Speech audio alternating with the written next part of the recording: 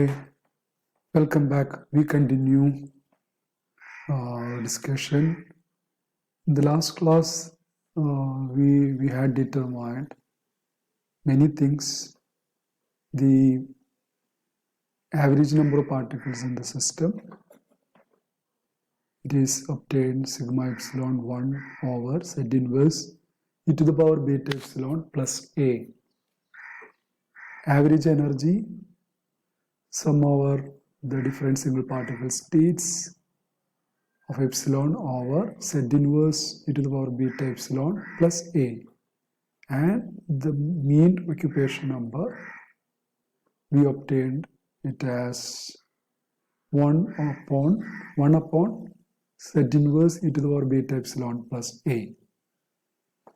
Okay, so 1 over z inverse e to the power beta epsilon plus a is the mean occupation number.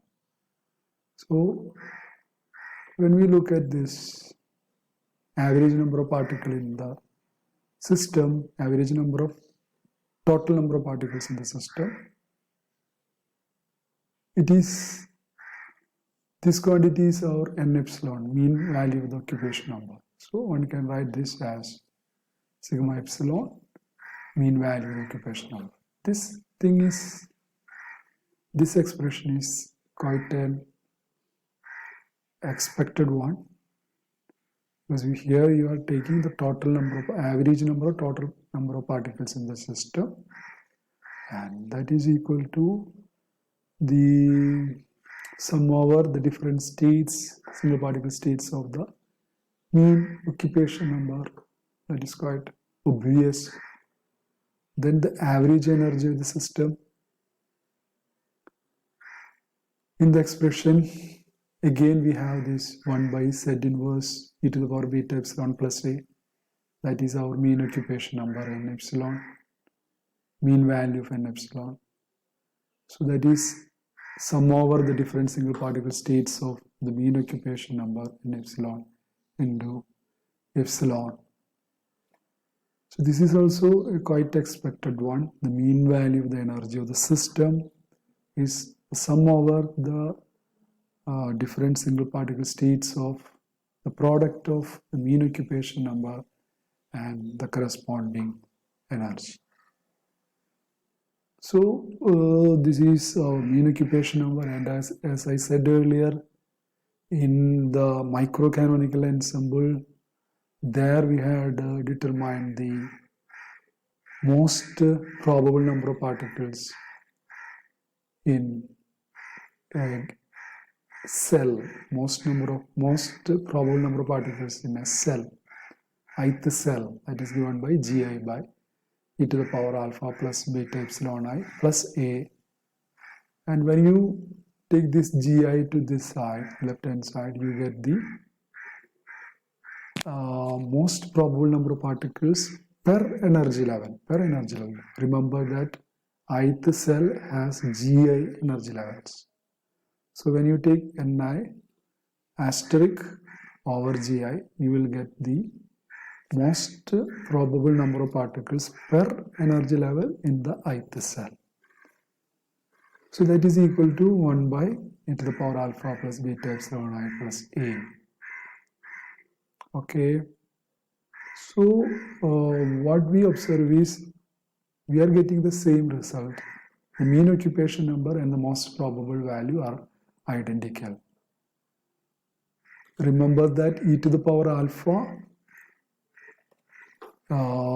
z is e to the power minus alpha. Z is e to the power minus alpha. So in terms of z, you have z to the power minus 1 e to the power beta epsilon plus a. So this equation e to the power minus alpha is z. So this e to the power alpha is z to the power minus 1. Okay, then what remains is e to the power beta epsilon I plus a. So this is identical with what? The mean occupation number value. Okay, and now let's see the statistics of the occupation number. So this is the mean value of the occupation number. And what we do is, for z, I'm writing e to the power minus alpha,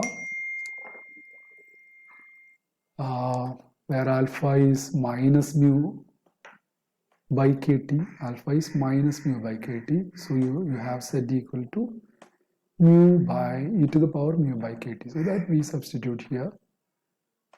So z is e to the power mu by kt, so we get 1 by 1 upon e to the power epsilon minus mu by kt plus a. For the Fermi-Dirac case, we know a is plus 1. For the Bose-Einstein case, a is minus 1. For the Maxwell-Boltzmann case, a is 0. So first we take the Fermi-Dirac case. So here a is plus 1, and our equation, the mean occupation number, now becomes this. Now we know n epsilon cannot take any value other than 0 or 1. Okay, so it cannot exceed 0 or 1. We can see when epsilon is less than mu. Suppose that epsilon is less than mu. Okay, the epsilon minus mu is negative. And for epsilon minus mu far greater than kt, what this term will be e to the power minus infinity, isn't it? Epsilon minus mu far greater than kt, this will be minus infinity. E to the power minus infinity is, we know that is 0. This will be 0, so we will get 1. The mean occupation number tends to its maximum possible value 1 when epsilon less than mu. Suppose epsilon greater than mu, epsilon is greater than mu, then this thing will become, for epsilon minus mu far greater than kt, this will become e to the infinity, so e to the power infinity. So in the denominator we have infinity, so that is equal to 0. So n epsilon is equal to 0. Okay, and for epsilon equal to mu, okay, this will be 0. So we will have 1 here, 1 plus 1, so half. So n epsilon, mean value of the occupation number is half. So Fermi-Dirac case, for epsilon greater than mu, epsilon less than mu, epsilon equal to mu, for all these three cases we have determined its value, and what one gets is this, the variation. Here we have written the variation of mean occupation number for Fermi-Dirac case. Here what we have taken is epsilon minus mu over kt. Okay, so its value can be 1 to positive values, negative values. For epsilon greater than mu, we have the positive values. For epsilon less than mu, we have the negative values. And this is how it is varying. Okay, it can vary between 0 and 1. Between 0 and 1. Okay, for epsilon equal to mu, that is in this case 0, epsilon equal to mu, we see its value is 0.5. Now let's take Bose-Einstein case. Here we know epsilon has to be always greater than mu. Okay, or mu has to be less than epsilon. Why? Because if epsilon is less than mu, this will become negative. This term will be negative. Okay, this will be negative, and since we have minus 1 here, what happens is the mean value of the occupation number will become negative. That is unacceptable. Okay, that is unacceptable to us. So this thing, epsilon has to be always greater than mu. This we write in another way. The z e to the power minus beta epsilon. Okay, z e to the power minus beta epsilon this has to be less than 1. What we do is we multiply this thing with the z e to the power beta epsilon. Okay, numerator and denominator. And for a less than 1, so we will have z e to the power beta epsilon here. Here we will have 1, and here we will have a z e to the power beta epsilon, and a is minus 1 here. So z e to the power beta epsilon should be always, less than 1. Otherwise, this thing will become negative, which is unacceptable. So from that, we can write this mu less than epsilon or epsilon greater than mu. So for Bose-Einstein case, our epsilon is always greater than mu. So we have on the graph only in this region. Okay, and for mu becomes equal to epsilon. Suppose mu becomes equal to epsilon. Okay, the minimum possible, which mu becomes equal to the lowest value of epsilon, say epsilon 0. The occupancy of that particular level becomes infinitely high. Okay, when epsilon becomes, or mu becomes equal to epsilon, the lowest possible value of epsilon. Here we see since this becomes 1, 1 minus 1, 0, so mean value of the occupation number becomes infinite. So that is shown here. And that is, this phenomenon is also called Bose-Einstein condensation. Okay, Bose-Einstein condensation. Now when we take the Maxwell-Boltzmann case, there A is 0. So we have to put A equal to 0 here. So what we will get an epsilon e to the power mu minus epsilon over kt.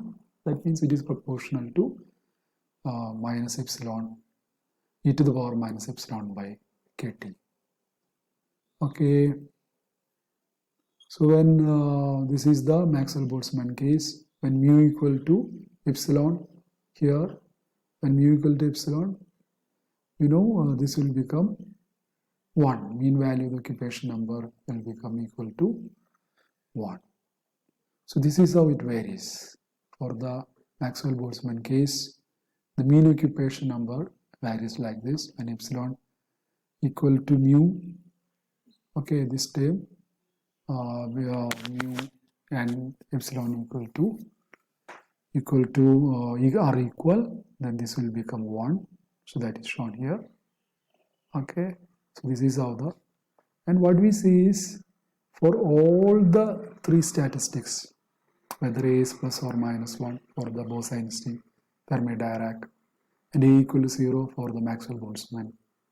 For all the 3 statistics, we see all the 3 curves converge for epsilon much greater than mu, or for epsilon minus mu far greater than kt, or epsilon minus mu over kt greater than far greater than 1. The n epsilon mean value of the occupation number becomes 1. So we can say the difference between the quantum statistics A equal to plus or minus 1 and the classical statistics becomes insignificant, imperceptible, insignificant for all values of epsilon that are of practical interest. For practical purposes,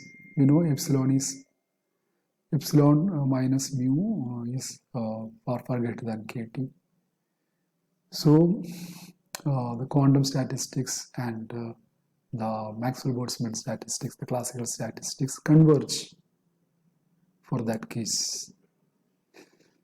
The difference is significant for low values of